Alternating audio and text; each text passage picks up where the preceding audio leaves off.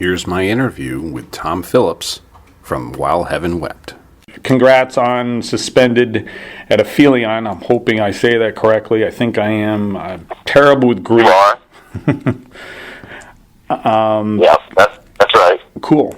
I mean, it's an incredible album. Beautiful start to finish. I heard it. I reviewed it for Power Metal. Love it. Now, what made you decide, since it's basically one piece, what led you to decide I'm going to go with kind of a large-scale piece like this? Well, we're no stranger to lengthy epics. Mm-hmm. Over the course of the discography, there's, 3 or 4, that were already heading towards, 15 to 20 minutes. So it's not something new for us, but I think that it was really just the music, the way that it was coming out. It's kind of like I have a sensation where I just know that this is going to be something magic and grandiose, and we just let it unfold the way that it did. We really had no idea how long or involved it would ultimately be, mm-hmm. but I think it was actually the chord progressions. They were just so complex and interesting and intense. It was like I knew that it was going to take a while to even fully embrace what was coming out. Mm-hmm. Because, it's not like we forcibly wrote it. Sure. It just kind of happened this way, and it was like, I don't know, it was almost like being possessed in a way, because it just, literally the way that you hear the album is very close to the way that it came out. And I clearly remember sitting there, in between students, and just playing a guitar myself, mm-hmm. and these progressions and things, I was like, where the hell is this coming from? I mean, it's like, yeah. I love it, but it's like, what is going on here? And there wasn't anything planned. I think that once we knew that it was going to be, of this nature, then it was like, let's embrace that, and let's take it as far as it naturally goes. Mm-hmm. And that's really how that happened. But as an aside, it's our 25th anniversary, so we did have the opportunity to decide between recording this album, mm-hmm. or the other album that had been channeled between Fear of Infinity and Suspended at Aphelion, and we decided that quarter of a century is a huge thing, sure. Especially in this day and age. So we felt like we needed to commemorate that with something a little more special, mm-hmm. than just a collection of songs. Sure. Yeah, it's a very definitive piece. I mean, it's kind of like, it felt like me that this is the statement that's kind of everything else has been kind of leading up to, is how it feels to me. It pulls, it's all new stuff, and that's, we'll talk about that. But it's almost like it kind of, this is like the point where you guys had to be. It flows like so naturally together, which now it makes sense if that's the way it was written. It sounds like that. It really does. Yeah, and I agree that it does embody everything that we've ever done, and everything was leading up to this. I can cite those specific examples and say, it all begins with "Thus with a Kiss I Die" and continues on through "The Furthest Shore" and some aspects of "Vessel," but and most directly "Finality." Mm-hmm. So if you were to kind of combine all of those together, that's a pretty good reference point for where Suspended at Aphelion originates. But yet, it's also different. It's very much where we are today as well. So that's a fantastic thing for us because it's definitely tied to the past, but also very much a glimpse into the future. One thing that I make, catch people off guard is it's not quite as bombastic as some of the other records. But that's because we heeded this music. The music told us what to do. It's like, obviously, we were sitting there in the studio when we were mixing and things. It's like, we could have jacked up the guitars and made it more in your face. But it was very important that every note of every instrument be heard. And that's real tricky, when you have like, tons of 20 instruments. Yeah. So that's why it is what it is. But make no mistake, I can tell you that what's coming next is crushingly heavy. Well, okay, we'll get to that one because I'm going to ask you about, because you had mentioned the two albums at the same time. I know you had posted on Facebook about the two of them coming, and I was being a crazy prog head, was excited about this one. Not that I'm not excited about the other one, but anytime you tell me, oh, we got a 40-minute track coming, I'm like, oh, holy crap, this is going to be great, and it is. But it must have been different for you because you've got a massive archive to choose from, and this music is coming at you. It's new. It's outside of the one lick on the album, it's coming to you right there and then. Had to be a completely different feeling for you. Yeah, well, the thing is that over the years we've been pretty good about clearing out the archives. So the thing is that what's been the trend for us lately is, when we're recording an album, there's already another one in the pipeline. Yep. So in other words, there's always music developing constantly. And the fact that we jumped ahead one record. First of all, I'm sure it's like people were like, well, how the hell do you go from Fear of Infinity to Suspended at Aphelion? Because they're two vastly different things. But that's because of that music in between, and it was different to do something that was that fresh. Yep. And I think that's also a crucial ingredient here. It's one of the reasons why the album is so successful in terms of what our aspirations for it were.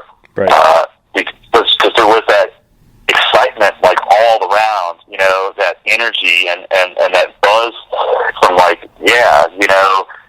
we were loving this, and it's probably the first time that all 7 of us were on the same page, and literally unanimously decided that, this is the record we need to do. Right. Yeah, it feels that way because it has and like you said, it's a different album from Infinity, but it's you can still, it's obviously still a WHW album, but it has.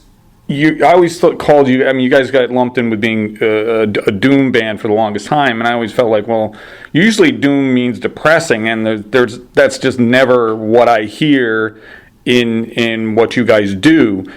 But there was always like this progressive angle, and obviously even a modern classical angle in what you guys do. But it seems like it's almost flipped around, where you guys have become a progressive band that has maybe the doom cloud is following you guys from behind, but you've kind of taken that different path. I don't know if that even makes any sense, but it's yeah, that makes sense. Basically, the best way that I can explain it is well, first of all, we are not a doom band, and and we never actually have been. We never have ascribed to any particular genre. Right. I mean, if you had to throw something at it in a broad sense, then yeah, it would be progressive. In a true sense, in that we're always progressing from album to album and incorporating some different things, but yet, and here's the caveat is that, we do have a foundation in doom, and that comes from that Saw of the Angels album, even more so than the Love Songs EP or anything before that. Love Songs was a pretty much a progressive, release in and of itself. The only doom metal album we've ever released, and I've been involved with the scene since there was only 12 bands that existed worldwide. Yep. Okay, so you can consider me an authority on this when I say that we've only ever released one doom metal album, and that was Saw of the Angels, and that was 16 years ago. Yep. So for people to throw us under that umbrella today is absurd, first of all. But at the same time, it's kind of like this. We have this foundation of that in there, and everything is built up from there. I'm trying to think of a reference point where maybe something like Arcturus, for example, they, early on, it was this symphonic but pretty straightforward black metal otherwise. Yep. But as they evolved and the albums got more and more progressive, but there was still that undercurrent of black metal in there, and I think that's probably the best way to look at While Heaven Wept in that. It's like in our case, it just happens to be that epic doom thing, like King Crimson Epitaph and In the Wake of Poseidon, and Candlemass, some of the Face and Warning stuff, Epitaph also. Yep. All of which, in my opinion, that's epic doom. But yeah, so that permeates everything that we do, and Sure. all of our influences are the same. We still love Awaken the Guardian, especially within more than any other metal records that have ever been released. So it's like all of the same components are always there. It's just we just have different ratios on different albums, right. And this one just happens to be the most progressive of them all in several ways, harmonically especially. Right, and it was natural to do that, I think. I think it's kind of like part of the evolution of what you're trying to do, and the music itself dictated it, so you got to follow that direction, like you were saying.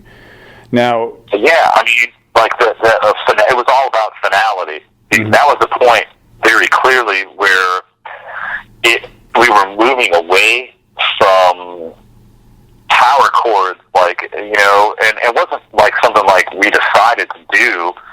It just started happening, and that extended harmony started to become more prevalent. right. And it's not like we were suddenly listening to different music as fans. It's just what happened naturally to us as musicians, and so from there, that's how you get something like Suspended at Aphelion, where there's out of 40 minutes, there's probably about 4 that have any power chords or quote-unquote riffs at all. Yep. Everything else is literally like through composed, extended harmony. It's very much like Arvo Pärt or Goretzky, Keelar, Barber, these kinds of things. Yeah, I mean, there's the melodies are what it's about now. It's not versus hitting you over the head with a power chord, but there's so many notes and melodies going through the whole thing, recurring themes, and the bookends to the whole album. Yeah, and simultaneously as well. That's the thing. There's a lot of counterpoint where if you actually separated the instruments and vocals many cases, there are several melodies occurring at the same time, and that's, that's not necessarily new for us, but it's evolved to a point where it's very complex in that regard, and in a way that, you would see that in the High Renaissance, specifically like the Franco-Flemish school, like Ockeghem and Josquin, or even later with Palestrina and things like this choral music where it wasn't actually based on harmony, but rather it was, literally like several different voices with independent melodies, and all the harmony that we know today is really just incidental. And that's kind of what was happening on this record in several places. Like Souls and Permafrost, for example, that the things that are happening there in terms of the counterpoint, it's insanity, quite frankly. Oh yeah, I don't even know how it came together, Well, that was the thing. It's like I don't even know how you were able, production-wise, to not have things get so muddied up with so much going on, and also not give in to the loudness wars that everybody's got to jack everything up to 11. Instead, you're able to let everything, you can hear everything crystal clear. It's amazing sonically. Well, I can tell you that it was a very intentional approach in that regard. And to answer the first part of that, it's like the reality is something's got to give, because you have so many different things fighting for the same frequencies, especially when you involve keyboards. Those are notorious for eating up both the guitar and the bass. And everything else for that matter, especially the patches that we use. We love those huge Guitaro, Vangelis, Klaus Schulze type things, and Wagnerian size chords. So yeah, that presents a challenge. So we took several different approaches to sort this out, but most notably, we have totally clean guitars throughout the record that are occurring simultaneously with the distorted guitars. We literally split the signals so that we could blend in whatever amount that we wanted to ensure. There's times where we really wanted to get that right hand articulation, for the rhythmic purposes to be heard, and then there's other times where we wanted that harmony to be evident. Like, man, these guys are playing some fucked up chords, Yeah. So, and then on the flip side, it really all stems from the fact that we had, transcribed this album in Guitar Pro, first of all, and then subsequently I exported it as MIDI, sent that down to Jason to put it into Logic Pro, and so then all of a sudden we have this pre-production demo that basically sounds like an Atari 2600 by this point. As opposed to like the crap that I pumped out first. That was like definitely early Atari, but we at least moved into Commodore 64 territory at some point. And anyway, the thing is that it was machine precise. Like Fear Factory or Strapping Young Lad, and that is totally not where we were trying to go with this ever. But especially with this album, and so from that point forward, when we involved Mark Zonder, I was very adamant that it needed to be organic, natural, and he concurred. He knew right away it was necessary to just let it flow and ebb and flow in a human way. And because of the way that he approached the drums that established every other instrument from that point forward. You know, I mean, the arrangements were the arrangements, and I guess to clarify, I mean, he actually played to the original MIDI that I had transcribed. Okay. Wow. And so, but he humanized it and gave it dynamics and different colors, and so then every subsequent layer from there, it was even more humanized, to the point where it is no longer the original MIDI, because everything was ultimately replayed, you know, because as he played more dynamically, that meant Jim and Jason also had to play more dynamically and things like this, and so that's how all this really happened. Yeah. And then even things like, you can hear, it was important to hear things, like the subtle details, like the bow on the strings, or the finger noise on the classical guitar, and the breathing of the singers and the other musicians. And it's not like a perfect album. I mean, we didn't go through and Pro Tools this thing. Right. This like genuine performances.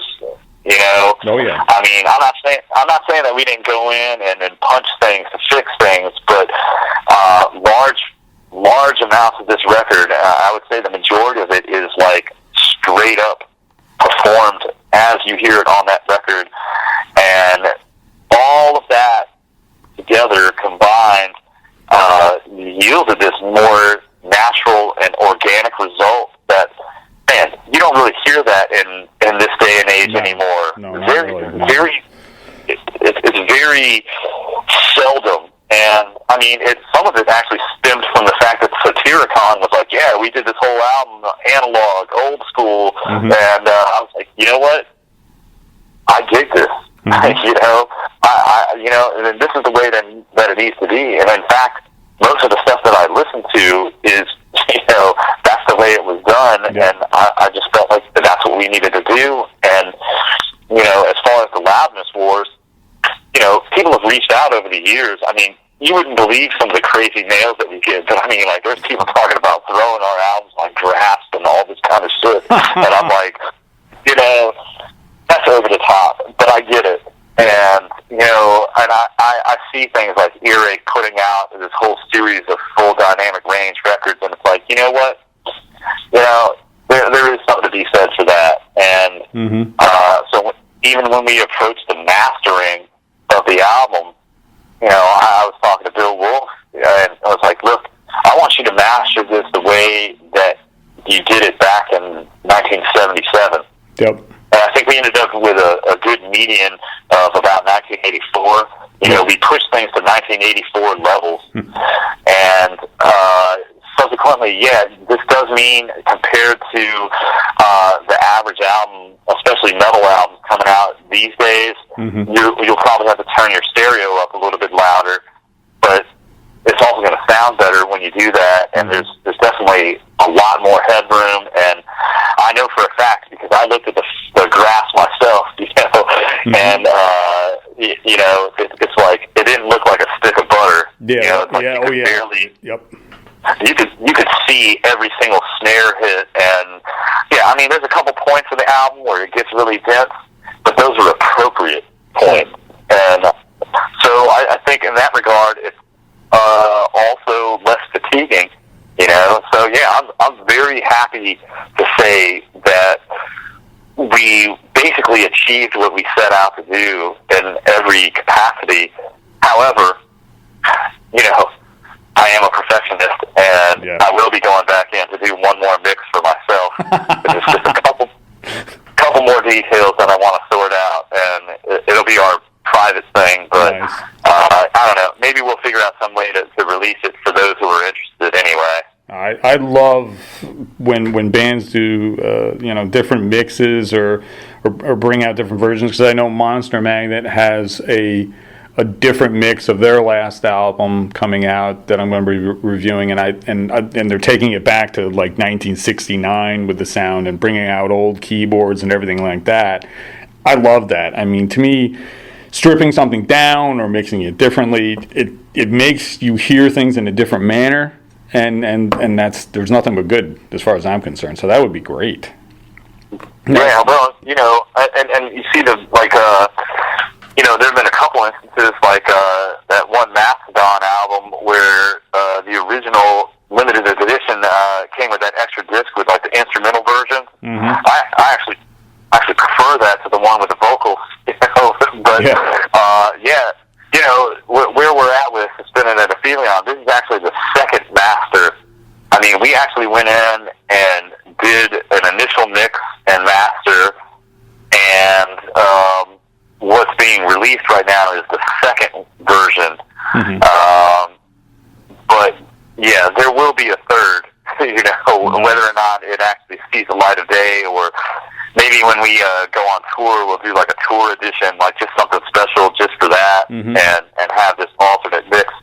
Because there's a few things that I feel like that we could juice up the guitars just a pinch, mm-hmm. and there's a couple little details. It's not going to be a drastic difference, but I think we're still trying to get used to the fact that this is really more. I mean, it's definitely closer to Misplaced Childhood than it is to Suffocation. Right. Put it that way. That's true. And now, as far as the other record goes, what was your timetable on going back and finishing that off? Well, when we originally had discussed,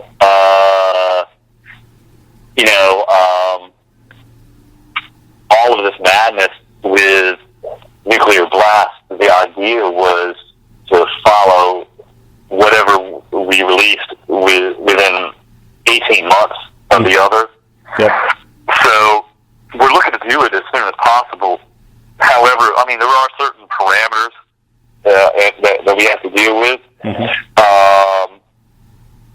Basically, what it comes down to is it all comes down to sales, Yep. quite frankly, because we need people to buy the physical copies of this release, Yep. and especially Nuclear Blast version, because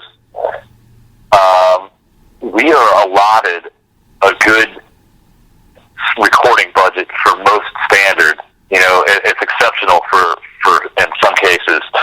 However, what it actually costs to create albums like this Mm-hmm. goes beyond that, and then we will reach into our own pockets whenever we need to do whatever's necessary to do these records justice.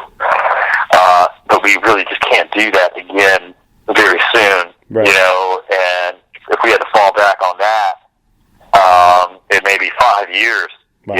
and it's like, I don't want to do that, because then we're going to get this backlog of material again, Right. because there's also new material developing, since, which, I mean, we could talk about that too, but yeah, I mean, basically, this other record, it's like, man, I think it's really important to get it done, and out as soon as we possibly can, because of that other factor of this other material developing, and that right now that other record is still relevant to us. Sure. It's still pretty fresh. I mean, it's like the material from 2009 to 2011, basically. Mm-hmm. So it's still relevant and it still resonates, but I'm afraid that, I could tell you there's some crazy stuff coming next, post, and anyway, yeah, I mean, what it comes down to is that we've got the material, it's coming along, and, we just have to reach or cross a certain threshold in order to have our budget increased on the label side of things. Right. And that's really all we're shooting for. It's not about profit or anything, man. We just want to get out there and be able to play our music and everywhere that we can, and continue to put out albums of the caliber that we always have. Right. Yeah, and if there's any justice, I mean, it's an amazing record. I hope people buy it. I mean, it's one of the best I've heard of this year, easily. And it's like, people have got to buy this thing, and it drives me nuts when I see anyone saying, well, I'm gonna get it here and I'm gonna get it there. It's like, just go to a record store. It's nuclear blast. It's everywhere. Buy it. How do you expect artists to continue doing what you want if you don't support them? I mean, exactly. It's just, and that's the thing, is that what all the stuff that I'm talking about, it's not just about While Heaven Wept. It's about everyone. Yeah. And if people don't go out there and actually, like, here's my deal is this, is that it's like, you know what? I get it. Like, there's so much music out there. People, you almost have to sample it, So, yeah, go to Spotify or YouTube or whatever, download what you can. But if you dig it, buy it. Then buy it. Go out and buy an LP. I mean, look, man, we put so much effort into our LPs, even more than the CDs. Yep. We always have. Yep. It's like, it's always like the highest quality packaging, gatefold, 24-bit master, exclusive to the vinyl, and any kind of extra things that we could throw in there to take it to the next level. Well, first of all, because we love vinyl, but second of all,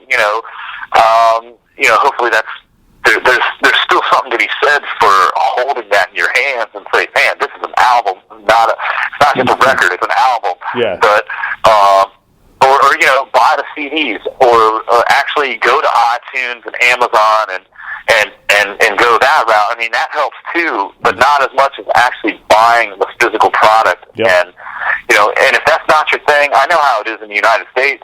Everybody's on the iTunes thing or whatever, or satellite radio and these kinds of things. Buy a T-shirt. Do something that's going to support the band and to kind of offset that. I mean, I get it. There's the economy sucks almost worldwide, and there are still places that are fairly remote. It's like, look, I don't have a problem with people downloading things, especially in more impoverished areas. It is all about getting the music out there. Mm-hmm. But if you want a band to survive, right, then and you claim to be a fan, then go buy their records. I still go out and buy CDs and vinyl, or I pay for the downloads of all the bands that I listen to, and same here. And whenever possible, I'll even go directly to their website or buy the stuff from them at the shows, because I also know how much, man, there are times where we have nothing but the merch money to rely upon to get us to the next city. You know what I'm saying? Oh, yeah, totally. I mean, totally. There's so many factors, so it's like, man, people got to understand that they have to do this. It's the only way to keep bands going. I mean, that's what drives me nuts. I mean, I've got a ridiculous collection. It's an entire 2 rooms worth of stuff that I can't even get into. But it doesn't matter. It's what I love. It's a passionate. And if people are that passionate about music, it's one thing to be a casual fan, but metal fans specifically, they're passionate about the music, then you gotta buy the music, or you're not going to get any more music. It's like that's right. It's that simple. And some of the best bands out there, some of the greatest heroes,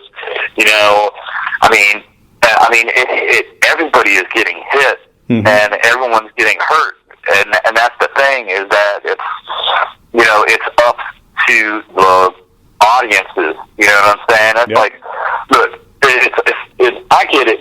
Look, our music isn't for everybody, and it never will be. But I mean, on the flip side, it's one of these things where it doesn't matter.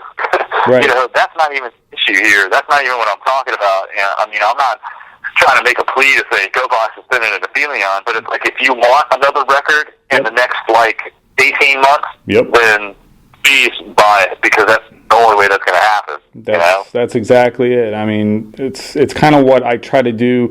I've got my own prog Facebook page, and the whole point of me putting stuff up there, making recommendations, doing reviews, is to get people excited so they buy it. You know, and I always say it's like I appreciate that. This is a buy or die situation. I mean, you have to buy it, and to me, that's what's really, really important. You know, I mean, it's kind of what it's all about. And if you're not going to do that, it baffles me. I just don't understand how it's not that much money. I mean, if you're and I'm in a ton of bands, but to me, that's my passion. And if you're that passionate, you've got to support it. I mean, I get promo stuff from power metal now. It doesn't matter to me. I'm still going to buy the album the day it comes out. I want a physical copy. It has to be the deluxe edition. It has to have everything extra on it. That's it. To me, that's what it's about. And yeah, I mean, well, yeah, and plus you have to consider that all the way that promos are distributed now. You know, you're often getting a compromised, file. I mean, I heard something about like some of the audio that's being distributed, even for our record, is like down to like 128, and I'm like, that's ridiculous. Dude, you're killing me. I mean, you know how much effort we put into making sure that this album sounds amazing, and you're sending out like a less than CD quality sound. It's crazy. You know, for people to review. I mean, you got to take that into account. Yeah, I mean, the labels are doing what they're doing now, and they're going to do it how they're going to do it, and that's fine. But hopefully, as a reviewer, we're smart enough. If we're not smart enough, we shouldn't be reviewing. You know, to take that into account and then still support what bands are trying to do. I mean, that's to me is what it's. Yeah, yeah, but that also is a testament to why it's imperative to go out and buy the real deal. If you want the real experience, you need the real thing. Amen. You wanted to tap into what's coming next. Yeah, but let's go back a little bit though, because the one thing that I entirely missed is, I mean, you do have Mark and Victor on this record. How did you get those guys on board? Well, they're basically friends of mine, so it's fairly easy in that regard. Two slightly different situations in that I was kind of working with Mark and Bill behind the scenes on bringing Warlord back to the stage in Europe, and we had developed a rapport and relationship during that time.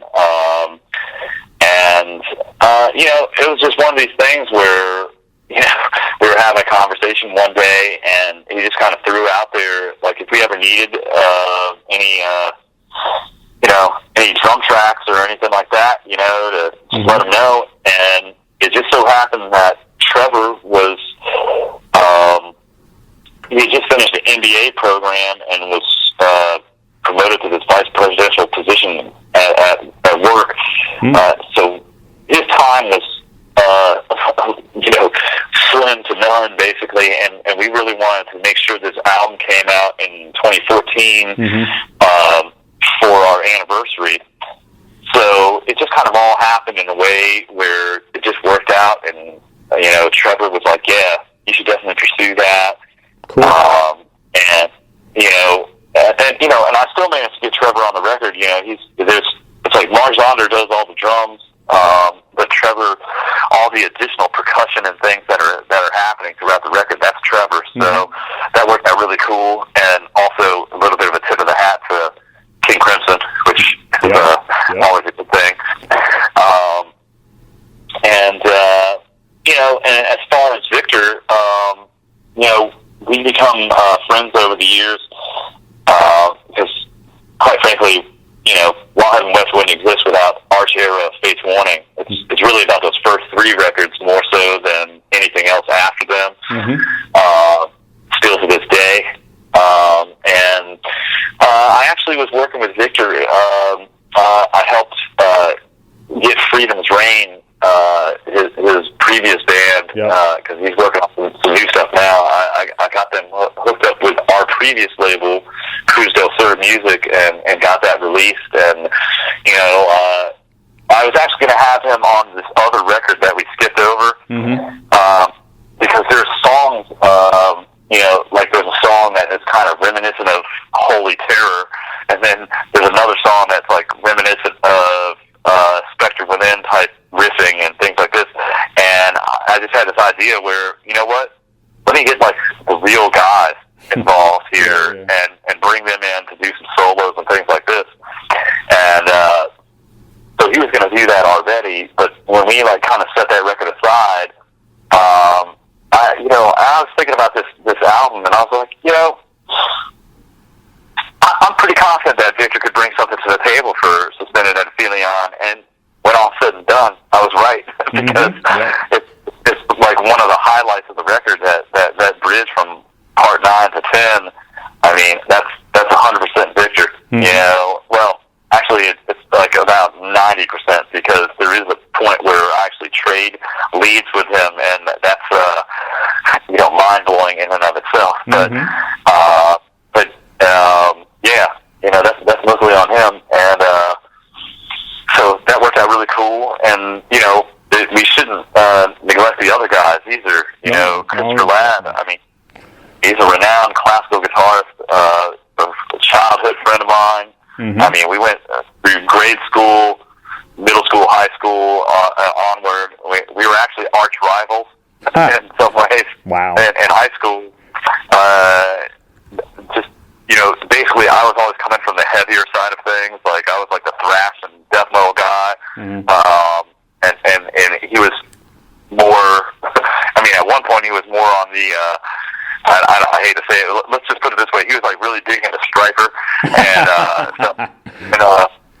hey, look, I got to admit, Noah and Black Attack, man, there's some killer stuff on there. I mean, there's some Soldiers Under Command. I mean, they're a metal band, great guitarists and all that stuff.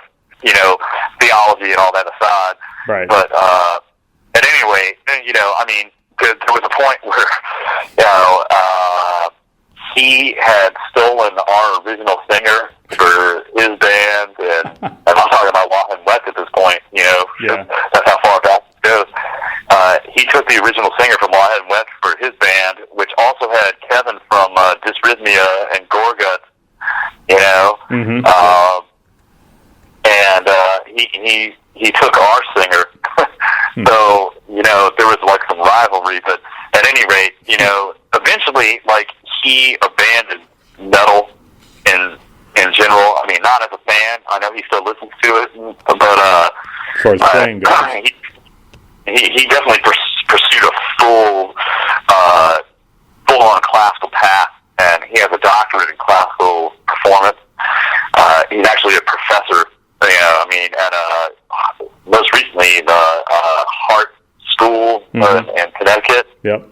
And I mean, he's debuted like some pretty intense modern classical works, and he's played some pretty amazing venues that While Heaven Wept will never have the opportunity to play in. And it just made sense. We actually had a vow though. Like, there was like a group of us back in high school that we vowed that we would play on each other's albums.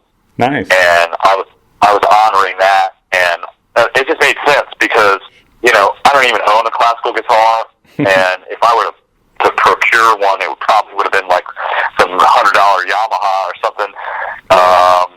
And here's a guy that first of all has the skills to play this material accurately and with great expression, but also he's having a very expensive Brazilian rosewood instrument, that just tonally sounds amazing. So it was just all made sense. And then the strings, that goes back to the organic nature of the record. I mean, there were some parts that Jason brought to the table in part 6 where it's like Jim never was a fan of those, and even I was like, the only way that's even going to work is if we have real strings with the markings of the bow and the vibrato, and and just all of the details. And so Mark Shuping, he's an Oberlin graduate. I teach with him at the same facility when I'm not battling for metal, and he steps on, and that changed landscape again, because instead of just laying down a single line of cellos, we end up with these cello choirs and violins as well, which, that wasn't foreseen, but it also changed the character of the record in a very cool way, because, there's a lot of symphonic stuff out there, but it's either like full orchestra, or you see things like My Dying Bride in Kansas, where it's like just a violin. Right.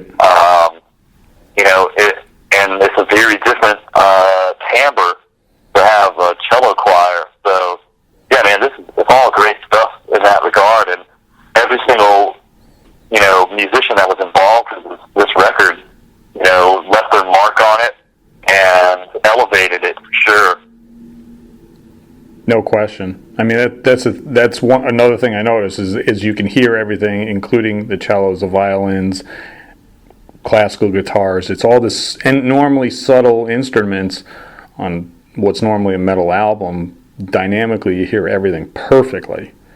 I mean, it just sounds amazing, and the drumming, yes. I was going to ask you if I was pretty sure Mark was on everything, but I'm trying to figure out where Trevor fit in. But so Trevor got to pull a Jamie Muir and kind of bang on whatever needed to be banged on to add some percussion. Yeah, and I mean, and even like those the ocean sounds that you're hearing on part 3. Those are actual ocean drums. They're not. We're not using like samples or any of that. I mean, all of the percussion that's spread throughout the album, that's real percussion. So the amount of keyboards involved here are fairly minimal in comparison. In fact, most of them are like Mellotron, which is good. Or straight up analog synthesizer, like that beginning of the intro to part 5 in Difference. That is 100% Moog and a Rion Driftbox, which is a Japanese analog synthesizer, filtered through like some crazy Eventide black hole action, and basically, yeah, I mean, like, so all those sounds, I mean, like, it's all real instruments, and I think that's one of the reasons why it comes across so clearly, because it is real, and it's not a sample, and cause, I mean, look, no matter how far we go in this day and age of technology, it's still, nothing's better than the real thing. No question. No question. And that totally relates to everything else that we've been talking about, in terms of, MP3s, even like downloading stuff from iTunes, man, it's never going to be as good as a 24-bit mastered LP. Nope. Nope, it won't be. So, yep.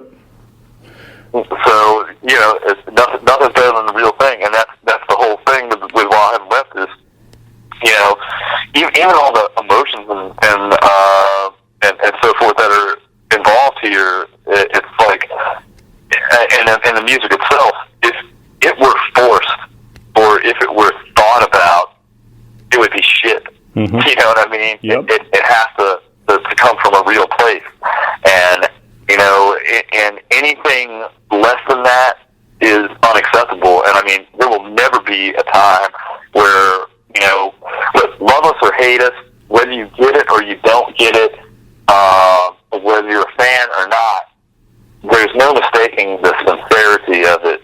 I mean, at least people that really give it a listen, there are people that may listen in passing, and not really sink their teeth into it. They'll never get it. No, exactly. This is not something, an album, or really in the band in general. You're not going to just put this on as background music and listen to it and get it. You have to pay attention, and you have to generally listen to the album and pay attention to the album. And when you do, you hear all these things that are going on. And not only that, you keep listening to it, it reveals itself even more the more you listen to it. And that's what a great album is. I agree. I mean, it's those albums that take several, I mean, there have been albums that I actually had to fight. Oh, You know yeah. what I mean? To like, Totally. like when I was trying to grasp, like, what was the deal with Miles Davis' Bitches Brew or something like that? Mm-hmm. I mean, I had to fight that. Because, I mean, I was coming from this rock and even a prog background, Yep. I mean, the first 3 albums I ever owned back in 1980 or 79 were Journey Infinity, Rush, I had Caress of Steel and Fly By Night, and, well, there was Kiss Dynasty as well, and then, Yes, Fragile, I think. Or, no, actually, I take that back. It was Close to the Edge. Oh, geez. So Yeah. that's where I'm coming from. And at some point, it's like, man, as I got into like Mahavishnu Orchestra and Return to Forever and all that kind of jazz, literally, I start going back and digging through things, and I'm trying to understand like things like Bitches Brew, man. I had to fight. Oh, yeah. And eventually, at some point, it just was like, man, I get it. I get it. Yep, totally. Yeah. I grew up, a Kiss fan, and then at some point it began to deviate into this Yes area, and talk about a major difference. And it became like I would occasionally just listen to progressive music or something complicated once in a while when I felt the mood. When then eventually it became the mood, and the other stuff kind of fell to the wayside. And you got to be challenged. Yeah, you could throw some Kiss or Judas Priest on when you're driving down the highway, and it works very good. Yeah. But all this other stuff that we're talking about, man. Yep. Yeah, you really got to devote yourself and shut out the world and really listen to it. And that's what Suspended at Aphelion is. If you don't do that, then you're not doing us any favors, Exactly. and you're not doing the music itself justice. I mean, and that's the only way to get it. Take that whole journey, and and take that journey multiple times. And I think that really sums everything up. Because this is everything, including the kitchen sink, as far as While Heaven Wept is concerned. So. Yep. I agree. But on that note. Yes. We can always do part 2 at some point, but Sounds good. I'll let you go. I do have to be cognizant that I've got one more lined up for today. Sounds good. So I don't want to be late for her because I think she's in Australia. Oh dear. Probably completely other. It's probably another week from now in Australia, so you better get going. Yeah, exactly. So. Well, thanks a lot, Tom. All right, brother. This is great, man. Thanks again for the opportunity. And, well, you know what? Let's talk again soon. Okay. I didn't even get to go off about King Crimson, man. Yeah, we got to go on about that. That sounds good. Yeah, I mean, I just saw him like a couple weeks ago, and it was like the most mind-blowing thing I've ever seen. Same here. Anyway, I'll let you go, Tom. Take care, all right? I will talk to you soon. All right, sounds good. Take care. Bye-bye. Cheers. Bye-bye.